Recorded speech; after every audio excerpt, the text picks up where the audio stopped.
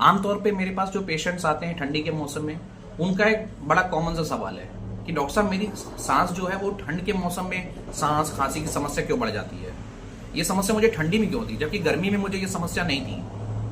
तो आमतौर पे ऐसा इसलिए होता है कि ठंडी के मौसम में हमारा जो बॉडी में रक्त का स्राव होता है वो थोड़ा सा कम हो जाता है, जिसका असर हमारी सांस की नलियों में भी आता है। तो सांस की नलियों में इन्फेक्शन होने का खतरा हमारा बढ़ जाता है। साथ ही साथ जिन पेशेंट को सांस की बीमारी पहले से है, उनकी सांस की नलियों में सूजन होती है, वो सूजन हमारे ठंडी के मौसम में और बढ़ जाती है। किसी किसी पेशेंट को तो सांस की नलियों में इतनी सूजन बढ़ जाती है कि उनको सिस्कियां तक आ जाती हैं। इसके अलावा तीसरा एक और इफेक्ट होता है जो होता है प्रदूषण का।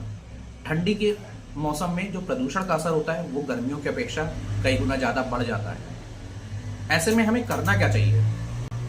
एक प्राकृतिक तरीका जो है वो ये है कि हमें एक गर्म पानी की भाप लेनी चाहिए और जितना हो सके ठंडे मौसम से हमें दूर रहना चाहिए, ठंडी हवाओं से हमें दूरी रहनी चाहिए, जिससे कि हमारी सांस की नलियों की और फेफड़ों की एक अच्छी हेल्थ बनी रहे। यदि उसके बाद भी आपके खांसी और सांस की सिम्टम्स बढ़ते हैं तो ऐसे में बिना किसी विलंब के जल्दी से जल्दी किसी चेस्ट फिजिशियन को जरूर दिखवाना चाहिए।